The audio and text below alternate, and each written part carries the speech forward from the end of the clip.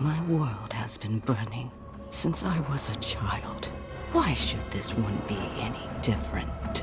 Hey, welcome back to ScreenCrush. I'm Ryan Harriet, and this is all the Easter eggs, references, and little things you might have missed in Tales of the Empire, the complete series. So this show focuses on two characters, one from the Clone Wars era and one from the Mandalorian era, and each of them are a lot alike. They are both recruited by the Empire because they have strong resentment of the authorities from the Clone Wars. But one story shows us how despots exploit our fears to rise to power, and the other story shows us how we can be redeemed. Now before we get into it, I want to thank you so much for clicking on this video and for always shopping at our merch store, where I am excited to announce we have this brand new Always shirt celebrating my favorite scene from the saga, and the You Are My Brother shirt. Guys, we designed this merch ourselves, and shopping our merch store is a great way to support our channel so we can make videos like this one. And right now we are running a 15% sale until the end of May the 4th on all Star Wars related merch. So you can get this Good Soldiers Follow Orders, Somehow Palpatine Returned, Original Trilogy, The Apprentice Returns, and many, many, many more. We love designing these shirts so much. The link for that is below. Thanks for watching. I love you guys. So the intro of this show features some classic Star Wars characters. There's Bo-Katan, an RA-7 protocol droid, a clone pilot, the first brother Inquisitor that Ahsoka kills in Tales of the Jedi, an astromech droid, Crosshair to celebrate the end of the Bad Batch this week, General Grievous, a BX commando droid, and a clone trooper helmet. The episode is called Path of Fear, so all of the Morgan Elsbeth titles are taken from Yoda's description of how the Sith gained their power. Fear is the path to the dark side. Fear leads to anger. Anger leads to hate. Hate leads to suffering. Essentially, when you're afraid, you can make stupid decisions that turn into hatred of other people and allowing dictators to rise to power. Palpatine made the galaxy afraid during the Clone Wars, so they believed that only he could keep them safe. What does he mean? What is public order? It's an awfully big box, isn't it? The Emperor's primary charge is to protect us. And then we begin at the red skies of Dathomir. What's Dathomir? Well, Dathomir is a planet of the dark side using force witches called the Witches of Dathomir, who first appeared in the now Legends novel, The Courtship of Princess Leia. Now, even though they use the dark side of the Force, they are not Sith. In fact, they're able to use the dark side in a way that doesn't consume them. We see this with Merrin in the game Fallen Order. She's a good guy. She fights alongside Cal Kestis. And we also see this with Asajj Ventress in the excellent novel Dark Disciple. Really is a great book. It dives into how you can touch the dark side without it fully consuming you. Now, the Night Sisters had an uneasy truce with Darth Sidious during the Clone Wars, but then they were also making moves against him. They brought back Darth Maul and then set him up to oppose Darth Sidious. And then Mother Talzin, the leader of the Night Sisters, sent Asajj Ventress to assassinate Count Dooku. Now, eventually, Sidious got tired of all of this and ordered the Night Sisters to be destroyed in the Clone Wars episode Massacre, which is recreated in this episode. Now, all the Night Sisters weren't killed, but their civilization was pretty much destroyed by Darth Sidious and the Separatists. I also want to note, you get to walk through Dathomir firsthand in the game Jedi Fallen Order, where we see similar architecture in this show, for instance, the stone sliding doors. Now, in that game, we also see the spirits of the slain Force Witches, because these Force Witches do have the power to have their spirits continue on after death, and they can even possess people, like when Mother Talzin possessed Sabine in Rebels. In fact, you know what, guys? Maybe Palpatine studied their dark side magic and then used this ability to keep his spirit alive after his death in Return of the Jedi. Really? Yeah, I don't really know. Grievous says, Wipe them out. All of them. a callback to this line from The Phantom Menace. Wipe them out.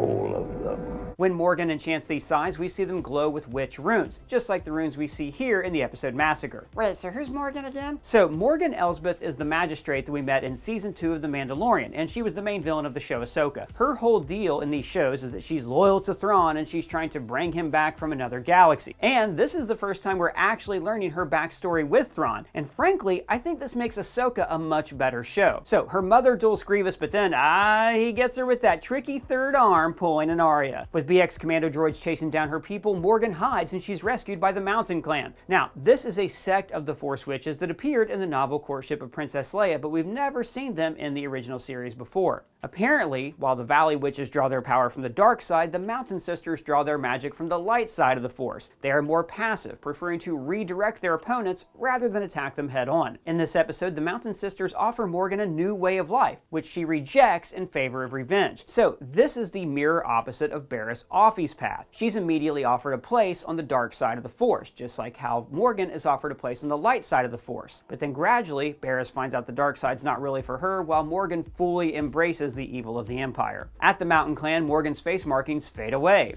With the power of the Night Sisters broken, their spells have faded. So we've seen other Night Sisters with markings like this, like of course Mother Talzine, but also Merrin from Fallen Order. But Merrin's face markings never faded away. Maybe because she never went to live with the mountain ladies? Sure, let's go with that. But my guess is they actually just needed to explain why Morgan didn't have face markings when we see her in The Mandalorian, which is probably because they didn't actually have it written that she was going to be a Force witch just yet. Now, as she watches her village burn, she falls to her knees and grabs the soil. And this is a visual callback to Anakin at his mother's grave, gripping that wretched sand. But also, it's a visual callback to the aftermath of the duel on Mustafar, when he's clawing at ash to pull himself away from the lava. The mother warns her, Do not give your fear such fertile ground to take root. and really, this spells out the theme of this show. When you give in to fear, it consumes you. It seems fear is not your ally, but your master. The dark side draws its power from fear, and by extension, so does the Empire. Fear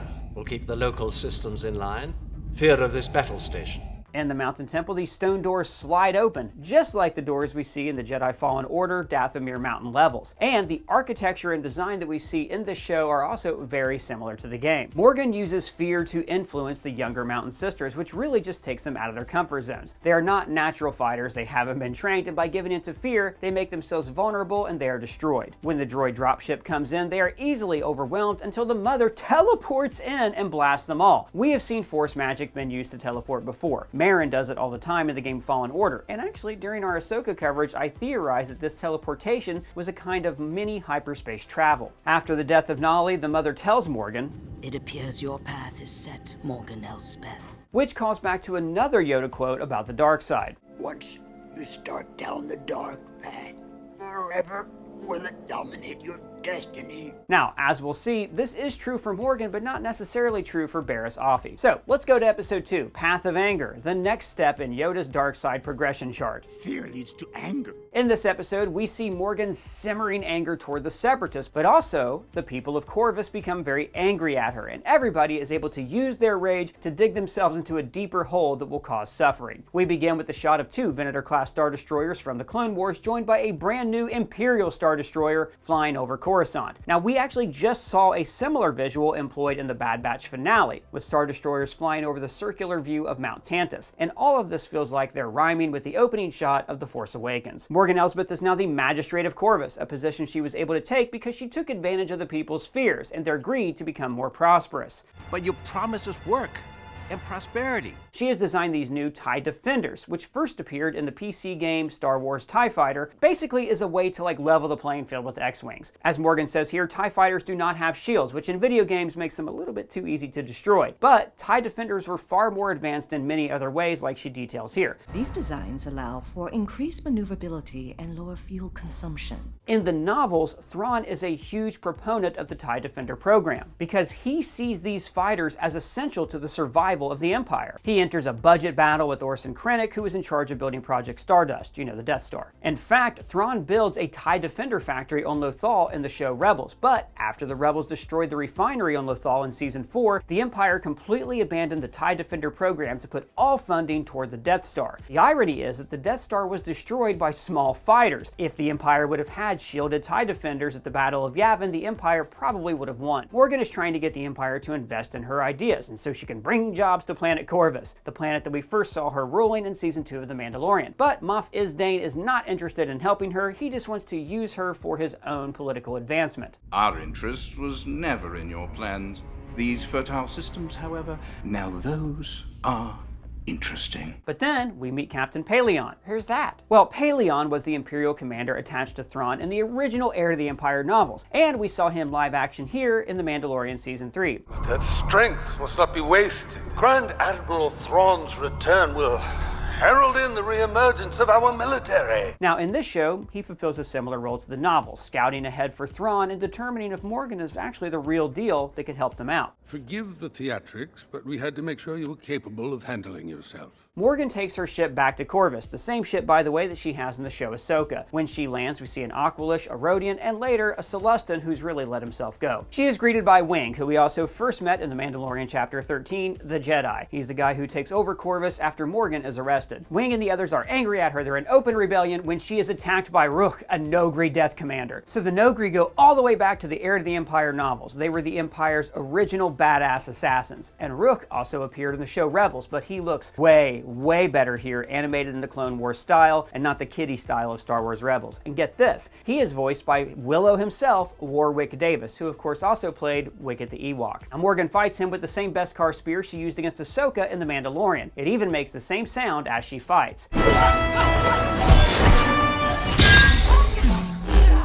And then we meet Admiral Thrawn, not yet a Grand Admiral, and just like Rook, he looks much, much better animated in the Clone Wars style. Now Thrawn is one of the Chiss from the unknown regions of the galaxy. He has the most brilliant tactical mind in the Empire, but at the end of the show Rebels, Space Whale sent him off to another galaxy. In the show Ahsoka, we learned that Morgan is his servant, and now we are finally getting that crucial bit of backstory that actually sets up the show Ahsoka. So, as a brilliant tactician, Thrawn is great at seeing small problems before they grow out of hand, and he's already worried about the rebellion. They often overlook where problems begin, and they always start small. You speak of the growing rebellion. And he also sees that the Empire's cruelty in not providing shields for their TIE fighters also undermines their credibility with their military. Over time, this will create a weak and disillusioned military. The Empire will slowly crumble. And as we'll see in a few chapters, their cruelty also undermines their morale among their member planets. Now, in the novels, Thrawn is also always trying to minimize the loss of life, which makes him a more nuanced villain. Many in the Empire will trade lives for profit. After he says that most Imperials join the military out of fear or greed, she makes her motive clear. My anger gives me strength. Now the irony here is that she is angry because Grievous and Dooku killed her people, and she's not realizing that she is actually signing up with the very same man, Palpatine, who ordered her mother's death. Which takes us to Episode 3, Path of Hate. Anger leads to hate. Hate leads to suffering. And as we see this episode, her hate leads to the suffering of the people of Corvus. Now the Empire has built their factory on the planet, turning this once lush green world into a polluted hellhole. The people's greed has turned against them as Morgan has turned this into a police state, employing the same scout guards that we saw in the episode The Jedi. I actually couldn't find out what species Nadura is. I looked all through the character encyclopedia, but I just couldn't find this one. So if you know what species she is, please let me know down in the comments or at me on Twitter. So Nadura brings word of the Empire being defeated in the formation of the New Republic. The New Republic? Yes, the Galactic Empire was defeated. And of course, these are the same New Republic military uniforms that we see in The Mandalorian and in the show Ahsoka, complete with the government's insignia. They enter the garden where Ahsoka dueled Morgan in the episode The Jedi, because really this whole episode is setting up the events of that chapter. Morgan says, I've had a vision. So this is important. As a Force Witch, she has the ability to see the future, to see prophecy, and she keeps saying this in the show Ahsoka. Luck has nothing to do with it. Fate has decided our next move. The vision she has seen is likely Thrawn in the other galaxy, returning and leading the Empire to glory. And remember, the other galaxy is also inhabited by Force Witches. The planet Peridia is their actual home world. So I think it's likely that the Force Witches over there are actually sending these visions to Morgan as part of the bargain they make with Thrawn. You heard our call to you in the dream. Your visions guided me across the stars. I apologize if you haven't seen the show Ahsoka, but trust me, that's way too much for me to explain right here. She is wearing the same cloak and clothes that she wore in The Mandalorian, and notice how they are also vaguely similar to her Night Sister garb, but they're altered so she can appear more regal. She's honoring her roots while also enjoying the trappings of power. So Morgan has spent the past 30 years trying to obtain power, after beginning her arc completely powerless. So of course, she rejects the New Republic's offer to stand down and instead slaughters the envoy and destroys their ship, creating this parallel shot to when her home was destroyed, showing where her path of fear has led her. Her scout troopers burn the entire forest, which is why it's such a desolate wasteland when Ahsoka and Din Djarin show up shortly after. The envoy's last words to Wing, "Be brave, no matter how dark things get," are punctuated by the light of the communicator, because Star Wars is never subtle in their battle about the light versus the dark. And the person on the other end of that communicator, "Who is this? I received your distress signal." That's Bo-Katan Kryze. Now, Bo-Katan worked alongside Ahsoka Tano at the end of the Clone Wars, so maybe she alerts her old friend to this, which sets her up to arrive on Corvus in that Mandalorian episode. So now let's talk about Episode 4, Devoted. This episode focuses on one of my favorite characters from the Clone Wars, Barriss Offee. Barriss was a Padawan that we first saw in Attack of the Clones. She was very by the book, which made her a fun contrast to Ahsoka Tano's play-it-loose style. At the end of Season 5 of the Clone Wars, Barriss became disillusioned with the war and the Jedi Order, and she bombed the Jedi Temple, their opponents, rather than attack them head-on. She framed Ahsoka for this crime. Now, this led to Ahsoka being exonerated, but she left the Jedi Order, which drove a wedge between Anakin and the Council that we see exploited in Revenge of the Sith. Put me on the Council and not make me a master? It's never been done in the history of the Jedi. It's insulting. At Barris's trial, she says that the Jedi are the ones responsible for this war. And she even sensed that the dark side was manipulating them. And my attack on the temple was an attack on what the Jedi have become. An army fighting for the dark side. I mean, she was right, she just had the details wrong. Barriss Offee's fate was one of the Clone Wars' lingering mysteries, and I love that we're finally getting to see it resolved. We see her in a prison cell, wearing the same type of uniform that her master, Luminar Unduli, wore in the show Rebels. Well, technically it was her hologram, but you know what I mean. I love the visual of her cell, the red lighting from beneath. It's imagery that tells us that she is in hell, setting up how her story is about her slow redemption, rising from hell and into the light. Outside her window, she sees the events of Order 66 with the Jedi Temple being burned, similar to Padme's view of the temple that we see in Revenge of the Sith. She's being guarded by clone shock troopers, as you can tell from the red markings on their armor. Just be glad you're not a Jedi anymore. Then she is approached by Lynn, now known as the Fourth Sister. She's got 3 other sisters? No.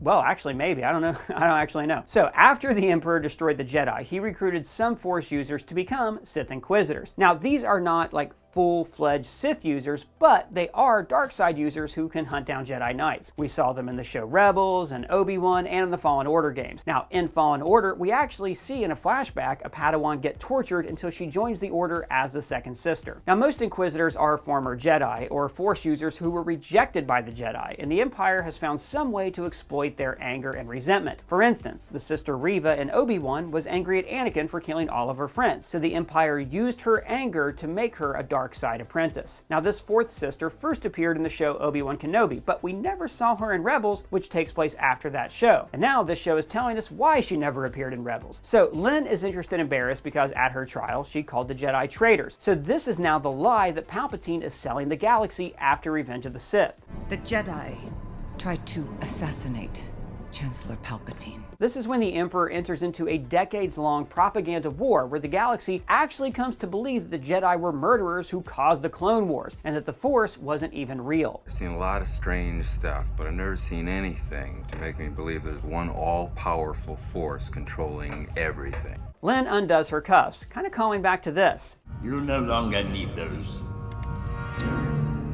The title of the episode is Devoted. Now, we're meant to think it's about Barriss becoming devoted to the dark side, but as we'll see, there's going to be a twist in there, showing us that she is always devoted to the light. So they fly off to the Mustafar system. The red and yellow planet is obviously Mustafar, the planet where Obi-Wan and Anakin dueled. Mustafar is also home to a nexus of the dark side, where Vader built his castle so he could communicate with Padme's spirit. But Mustafar's moon is the aquatic world called Nor. And in the game Fallen Order and the show Obi-Wan Kenobi, we see that it's home to Fortress Inquisitorius, the headquarters of the Sith Inquisitors. Now in the show Rebels, Kanan talked about the rumors that he heard about Mustafar. He said Mustafar is where Jedi go to die. And as we saw in the show Obi-Wan, Jedi sent here were killed, frozen in amber, or their DNA was probably harvested to clone Palpatine a new body. But here we see the fortress is still under construction. Notice that we see it being built by prisoners with jobs, similar to the prison labor that we saw employed in the show Andor. She meets 2 other former Padawans, Amar and Dante, and they're all being drafted by the Grand Inquisitor. Who's that? So, the Grand Inquisitor was a former guard at the Jedi Temple who was placed in charge of the Inquisitor program, and he is voiced by the amazing Jason Isaacs. There will be no reinforcements. When he catches Barriss up on events, he actually quotes Palpatine's coronation speech.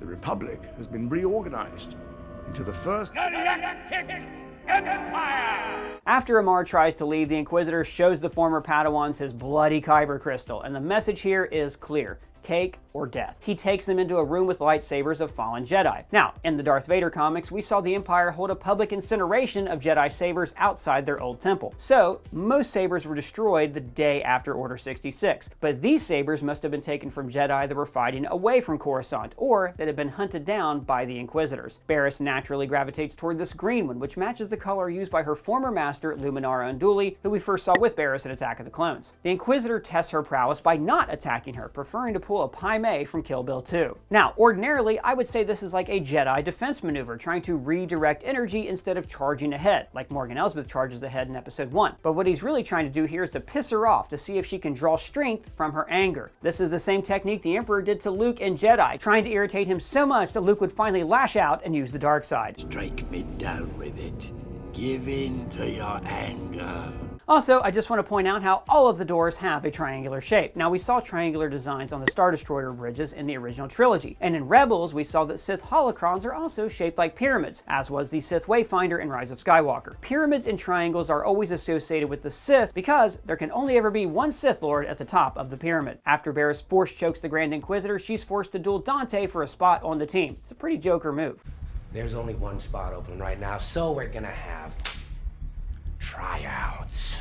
They create red force fields to slowly push them toward this pit. Now, the red obviously symbolizes the color of the Sith, of hate, of passion, of anger. And visually, this is showing us how the path of the dark side is always going to lead to your own death and destruction. Finally, Barriss lets the dark side in, pulling a classic force choke,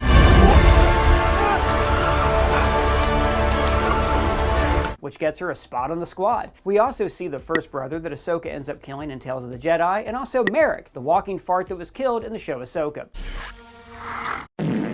And then they meet their boss, Vader. Now, this is kind of an interesting moment because the last time Anakin saw Barriss Offee, he was arresting her for framing his Padawan. Now, in the comics, we see that Vader was technically in charge of the Sith Inquisitors, but he was also really wary of them. He was always watching his back because he knew the Emperor could always replace him with a promising dark side user that he was keeping in reserve. Now, Vader stands with his hands on his belt, a pose we first saw him take in A New Hope. And when Barriss accepts her helmet, the vacuum sound is the same one we heard when Vader was sealed into his suit, drawing a parallel between these two different Jedi falling to the dark side. But that parallel continues in Episode 5 when she removes her helmet, and we hear the same reverse of that sound from when Luke removed Vader's helmet in Return of the Jedi. So let's move on to Episode 5, where the Fourth Sister and Barriss are hunting down Jedi survivors. They arrive at a village that the Empire has bombed into oblivion. They reap what they sow. When the people show loyalty to the Empire, they will be allowed to flourish. So we see a Rodian, a Twi'lek, and a whole lot of that Imperial resentment that Thrawn was warning us about. So I thought this was all interesting, to see that even though she's using the dark side, Barriss still has a big heart. She's not yet consumed by the dark side. During the Clone Wars, we saw another Jedi, Pong Krell, fall to the dark side because he became disillusioned with the war. But Barriss never resented or hated anyone like Pong Krell did. She just always wanted to make the galaxy a better place, and she thought that the Jedi were doing more harm than good. She has no personal animosity toward the Order or really toward anyone else. So, while the Fourth Sister is spreading these rumors about the Jedi are dangerous. They can control your minds. Barriss knows that none of that's true. The dark side has not taken her fully. The Fourth Sister blocks the entrance with this game, with Arabesh that reads credit pusher, like those games that are always pushing quarters to the end of a trench. Now, Barriss tries to be the diplomat, following her Jedi training, but the Fourth Sister makes an example out of the village. So I think this is the turning point for Barriss, when she realizes the dark side just isn't for her. Hence the episode's title, Realization. And on the mountain, she decides to stop pretending and to show who she really is. Then you have one Jedi left to deal with. We saw Reva go through a similar emotional catharsis in the show Obi-Wan. Once she finally deals with her childhood trauma and lets go of her hatred, the dark side loses its hold on her. Have I become him? No, you've chosen not to. Which brings us to the final episode, The Way Out. Now, the title has a literal meaning, the way out of the caves, but there's also a figurative meaning, the way out of the dark side, the way out of this cycle of fear, anger, and hate that the Emperor started when he destroyed the Jedi Order. We begin with two parents searching for a healer. Now, they believe their baby must be sick because the Empire wants to take him away. So this is showing how effective Imperial propaganda has been over the years. People no longer remember the Jedi or even Force sensitivity. In just one generation, fear has erased 1,000 years of tradition. So Barriss explains, kids being Force sensitive. Are you saying our child is a Jedi? No.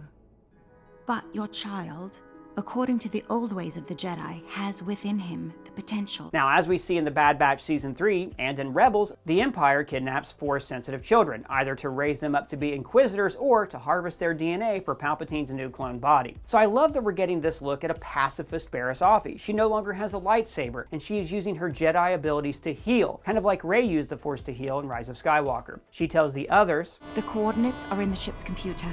Where are we taking them?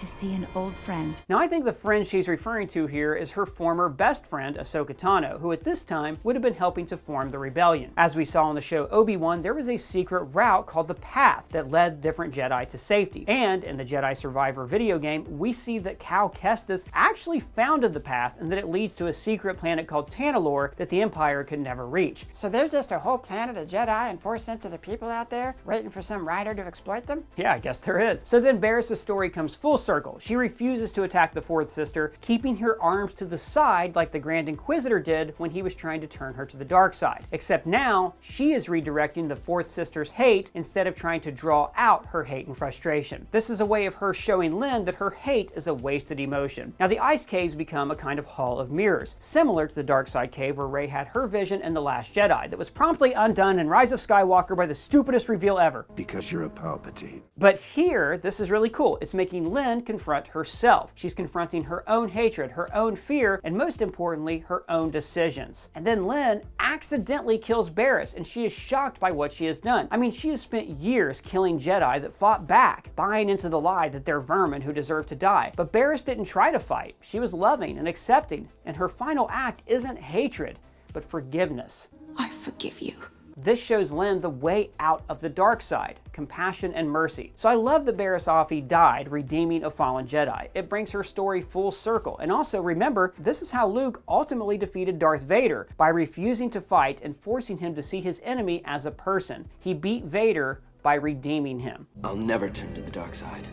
I am a Jedi, like my father before me. Also, I have to shout out the Kiner family because their score all through the series was, as always, amazing. So, what did you guys think of Tales of the Empire? Do you want them to make a season 2? Let me know your thoughts down in the comments below or at me on Twitter. And if it's your first time here, please subscribe and smash that bell for alerts. For ScreenCrush, I'm Ryan Airy.